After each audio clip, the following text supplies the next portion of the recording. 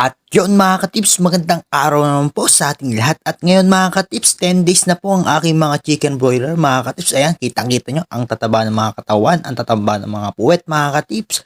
At yan, unti-unti na tayo nagtatanggal ng kanilang mga sapin na karton mga katips kasi ay malalaki na sila at masyado na silang naiinitan mga katips at bawal na po sa kanila na matapakan nila ang kanilang mga ipot mga katips kasi nagkakaroon sila ng tinatawag na tibak o sugat sa kanilang mga paa mga katips. Ayan, at ang ating painom mga katips ay RoboStrip BK muna mga katips dahil para makaiwas sa sakit dahil malamig ang panahon mga katips at kailangan nila ng gamot na antibiotic para makaiwas sa mga kahit anong mga sakit na virus o sipon o halak mga katips. Kaya yan muna ating gamit mga katips at yan.